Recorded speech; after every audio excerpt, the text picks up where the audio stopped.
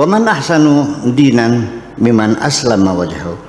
Siapa yang paling baik agamanya dibanding dengan orang yang berserah diri wajahnya ya lillahi kepada Allah, wa muhsinun berserah diri dan dia berbuat baik, wattaba'a millata Ibrahim hanifa dan mengikuti millat Ibrahim, wattakhadallahu Ibrahim khalila, Allah sudah mengangkat Nabi Ibrahim sebagai kekasihnya, walillahi ma fis samawati wa ma fil ard, apa yang ada di langit, apa yang ada di bumi, semua adalah milik Allah. Wa kana Allahu bikulli syai'in muhita, Allah sangat meliputi segala apapun di dunia ini. Nah, di sini yang perlu saya ingatkan,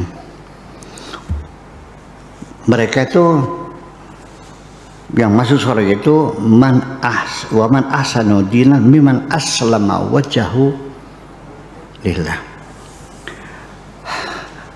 Agama mana yang paling baik itu? Agama yang berserah diri lalu berbuat baik. Jadi artinya di sini ada sedikit penafsiran yang perlu diluruskan sekali. Saya sudah pernah konfirmasi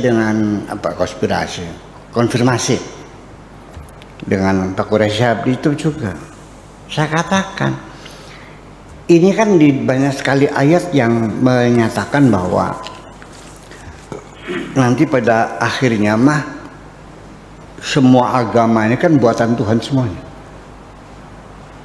Apa ada di dunia bukan buatan Tuhan? Ada nggak sesuatu yang terjadi tidak dibuat Tuhan? Ada kan? Nasrani siapa bikin? Yahudi yang bikin. Hindu, Buddha, Sunda Wiwitan, Kejawen, Abangan, semuanya buatan Tuhan kok. Kenapa dibuat begitu? Ya sengaja biar rame. Namanya nggak boleh. Nah, lalu pada akhirnya nanti bagaimana? Yang selamat siapa? Allah mengatakan, innal ladzina amanu wal ladzina hadu was-sabiuna wan nasara wal majus wal ladzina asyraku. Orang yang beriman, Yahudi, Paseban, Nasrani, Majusi, orang-orang yang menyembah berhala, mana yang selamat? Innallaha yafsilu bainahum yaumal qiyamah. Allah yang menentukan siapa yang selamat di antara mereka nanti di hari kiamat, bukan sekarang. Bukan kamu yang menentukan neraka. Memangnya kamu Tuhan? Oke? Allah sengaja bikin umat berbeda-beda. Wa ja'alakum syu'uban wa qabaila lita'arufu. Bikin berbagai macam suku, berbagai macam agama untuk bekerja sama, silakan. Inna akramakum indallahi atqakum, yang paling mulia adalah yang paling bertakwa. Di sini di dalam kitab ilmu tafsir mengatakan bahwa syu'uban wa qabila itu orang-orang yang beriman, orang-orang Islam. Jadi kabilah-kabilah Islam, bangsa-bangsa Islam. Kenapa? Karena atqakum itu yang paling baik adalah orang yang bertakwa. Yang bertakwa itu orang Islam. Kalau non muslim nggak ada yang bertakwa. Jadi yang tadinya sebagai ayat universal menjadi ayat lokal untuk membuat kerjasama antara sesama umat Islam. Bayangkan, tafsirnya begitu loh. Jadi kita nggak bisa menyalahkan total mereka, yang dalilnya ada, tafsirnya ada. Saya konfirmasi, aku bilang ya ente lebih paham katanya. Gitu, ente lebih paham. Semacam itu. Jadi kenapa? Ya gara-garanya karena takwa didefinisikan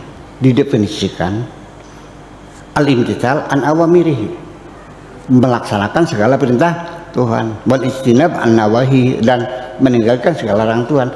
Siapa yang melaksanakan perintah Allah? Orang Islam.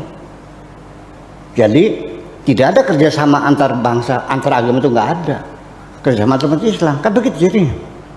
Nah inilah makanya harus diwaspadai. Tetapi nyatanya di Indonesia orang masih beranggapan kalau saya menyalahkan mufasir, anggapnya murtad. Saya tidak menyalahkan Qur'annya, menyalahkan mufasirnya. Mufasir masuk nggak? Imam Madzhab maksum nggak? Iya. Kita ahli sunnah wal jamaah mengatakan kita berbeda.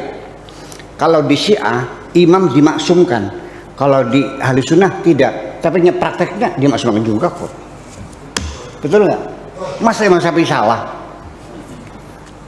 Masa Ibnu Katsir salah? Kan begitu persoalannya. Jadi itulah persoalannya.